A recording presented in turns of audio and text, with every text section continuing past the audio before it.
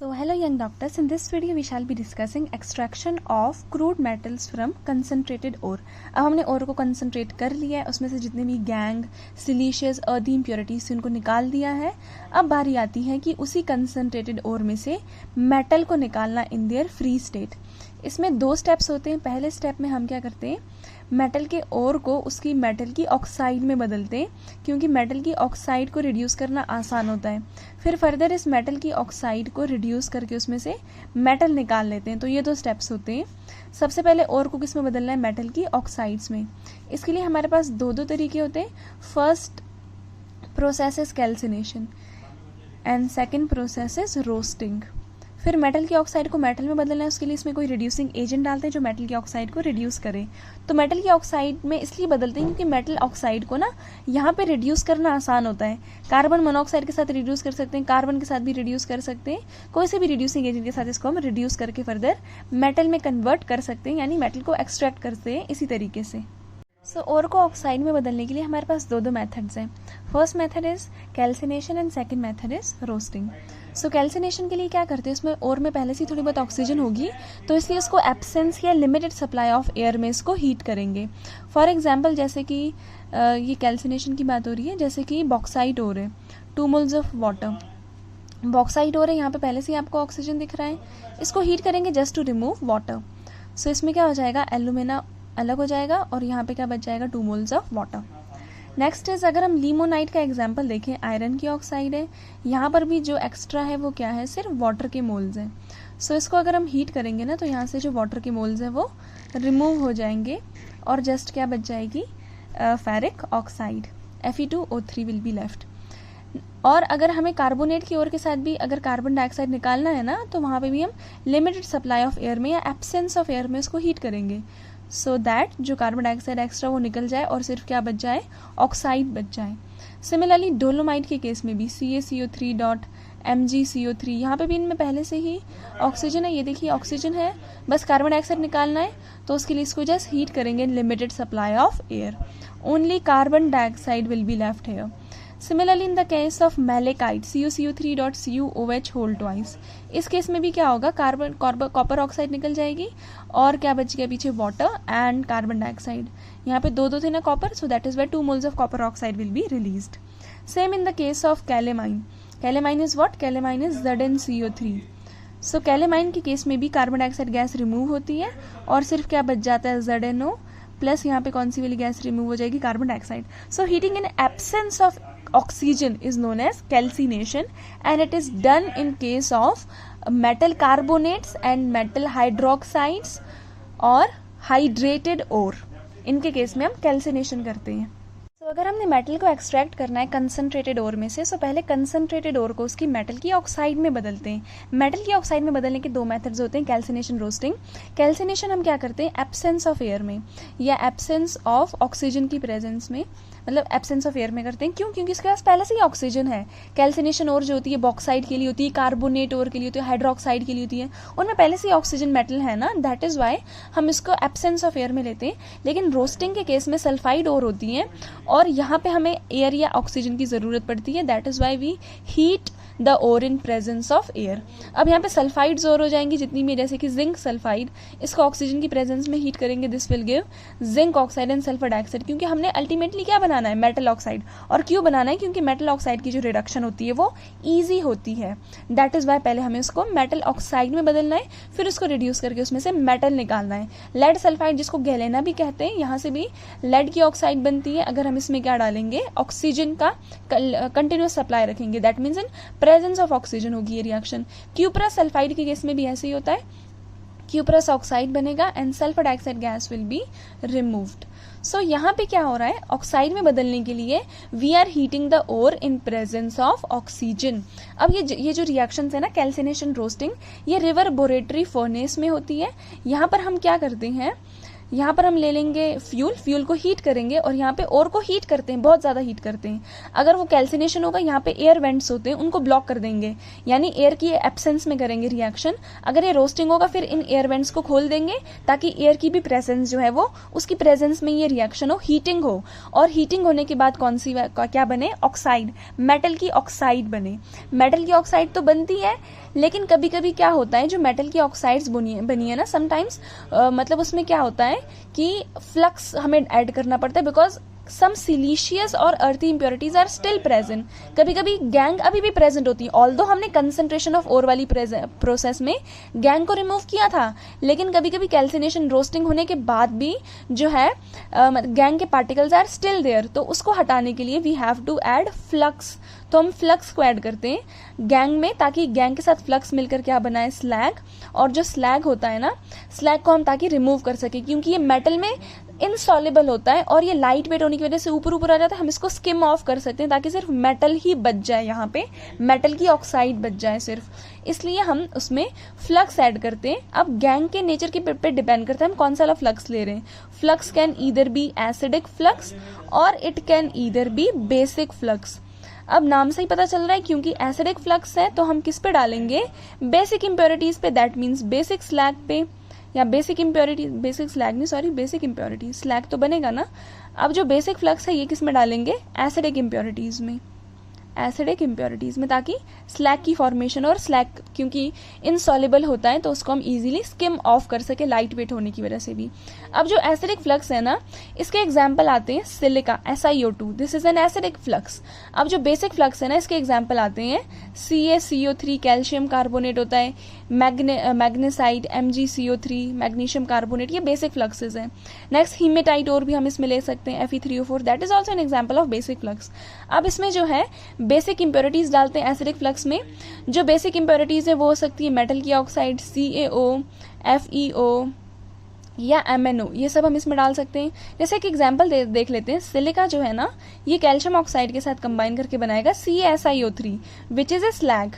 FeO के साथ अगर हम सिलिका को डाल देना तो ये बनाएगा CaO, sorry not FeO2 but FeO। यहाँ पे क्या बनेगा Fe, ये सिलिका कहाँ गया, this is silica, I think I have repeated this, और यहाँ पे क्या होगा FeO। So what will form FeSiO3, ये स्लैग बनेगा।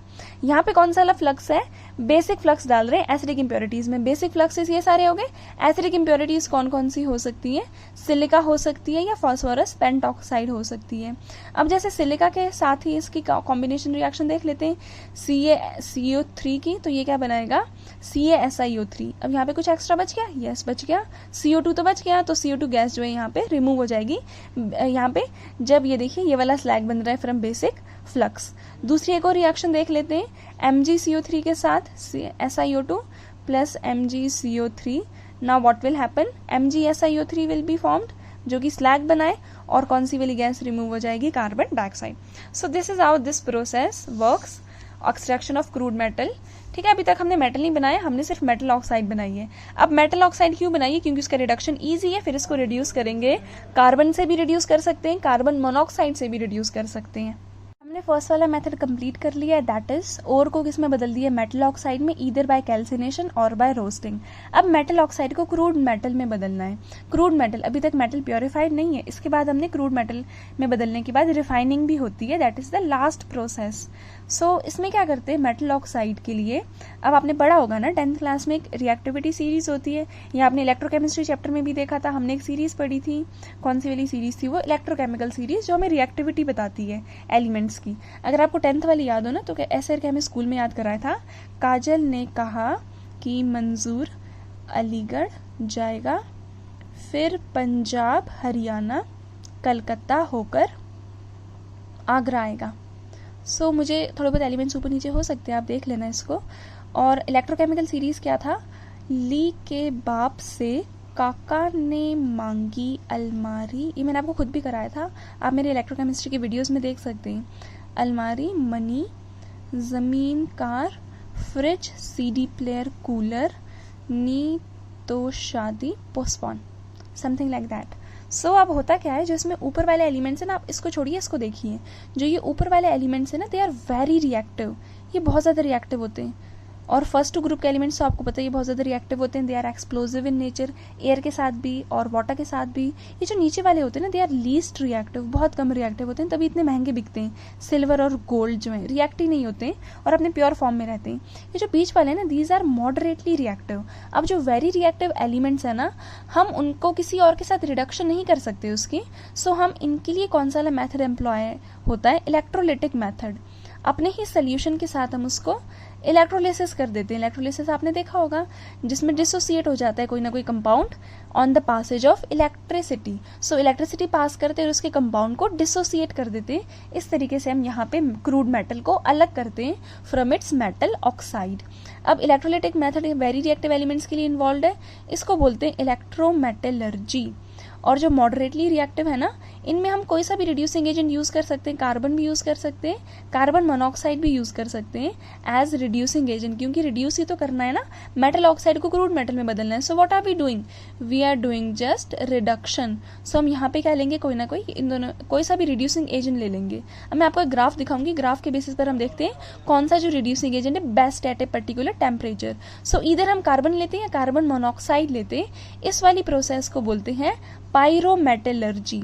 जब कार्बन मोनोऑक्साइड लेते हैं ना, इस वाली प्रोसेस को स्मेल्टिंग भी बोलते हैं। So electrometallurgy for very reactive elements, pyrometallurgy for moderately reactive elements. और आपको याद होगा सिल्वर और गोल्ड के लिए हमने इससे पहले भी एक प्रोसेस पढ़ी थी, कंसंट्रेशन ऑफ ओर में।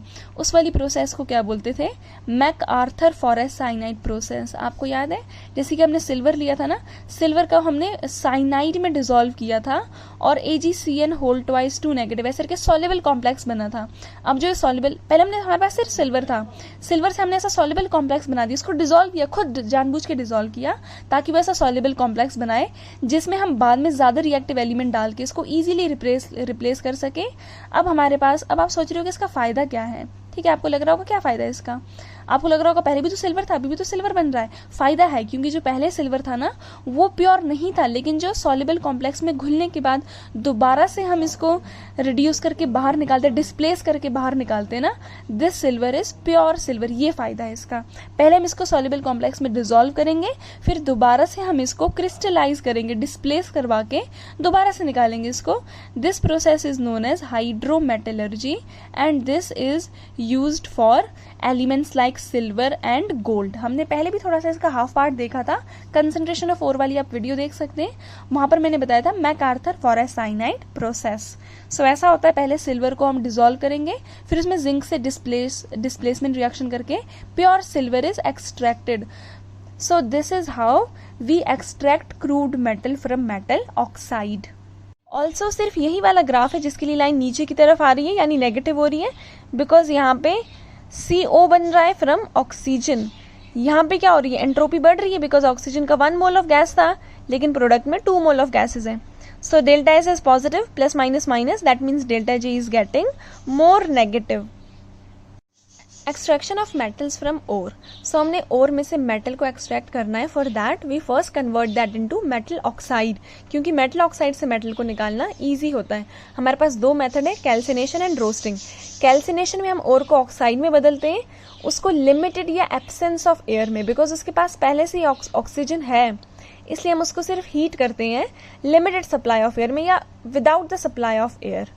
एल्यूमिना बनता है, हाई वाटर के मॉलिक्यूल्स अलग हो जाएंगे, कार्बन डाइऑक्साइड रिमूव हो जाएगा, water and carbon dioxide remove होगा, सिर्फ कौन सी वाली ओर बचेगी, ऑक्साइड बच जाएगी सिर्फ। So this is how we have converted ore into oxide.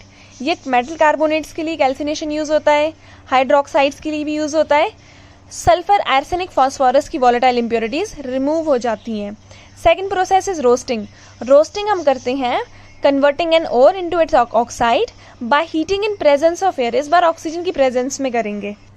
This is used for sulphide ores, because यहाँ पे ऑक्सीजन नहीं है तो इसको ऑक्सीजन की प्रेजेंस में हीट करेंगे। This will form zinc oxide, lead oxide, cuprous oxide. Sulphur dioxide जो है ये रिमूव हो जाएगी, that means non metallic impurities like sulphur, phosphorus, arsenic are oxidise and are removed. Calcination and roasting दोनों की रिवर्बोरेटरी furnace में होता है।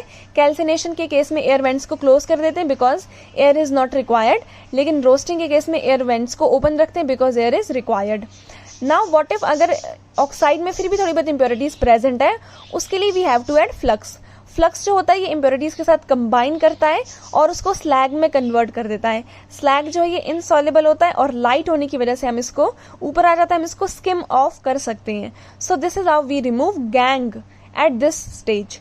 अब दो तरह के फ्लक्सेस होते हैं, acidic flux used for basic impurities, basic flux which is used for acidic impurities.